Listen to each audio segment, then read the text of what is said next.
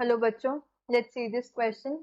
The question says which of the following sets of bases is present both in DNA and RNA, and the options are: first option is adenine, uracil, thymine, second option is adenine, guanine, cytosine, third option is adenine, guanine, uracil, and fourth option is adenine, guanine, thymine.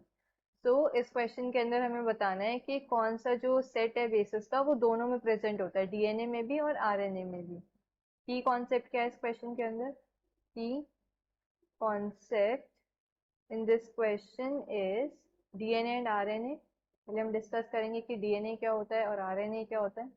DNA and RNA ये दोनों क्या nucleic acids होते हैं। DNA की full form होती है DNA, होता है हमारा deoxy ribo nucleic acid, deoxy ribo nucleic acid, nucleic acid. ठीक है।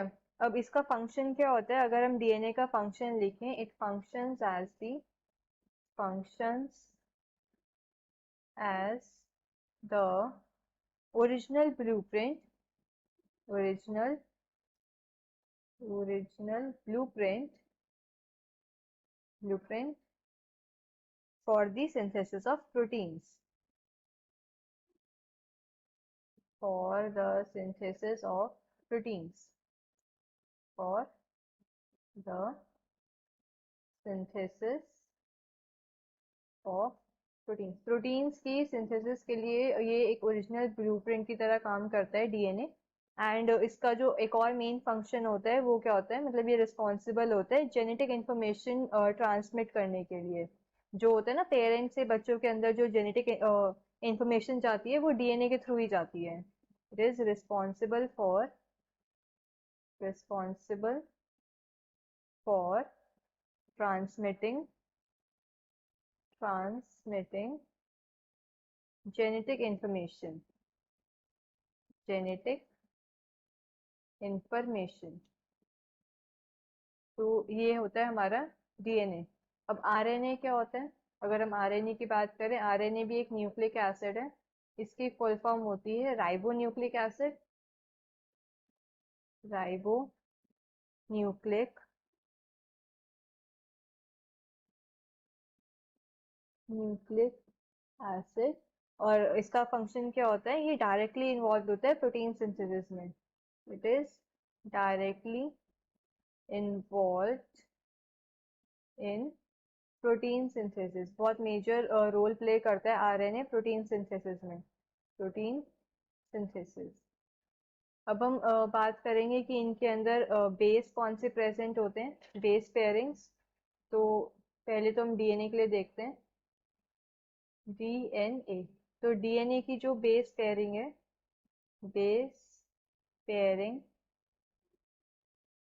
पेयरिंग इज, एक तो जीसी पेयरिंग होती है इसके अंदर। जीसी मीन्स ग्वानिन जो है साइटोसिन के साथ पेयर करता है। guanine pairs with cytosine, pairs with cytosine। और एक इसके अंदर होती है एटी पेयरिंग, एक जीसी एंड एक होती है एटी। एटी क्या है? इसमें adenine, adenine pairs with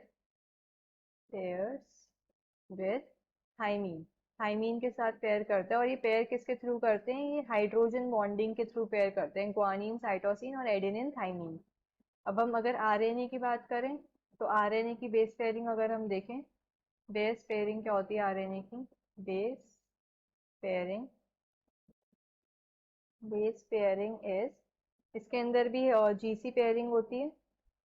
guanine जो है साइटोसिन के साथ पेयर करता है, guanine pairs with cytosine.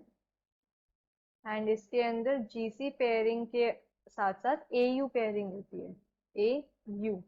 Like DNA में एटी पेयरिंग होती है, आरएनए के अंदर एयू पेयरिंग होती है।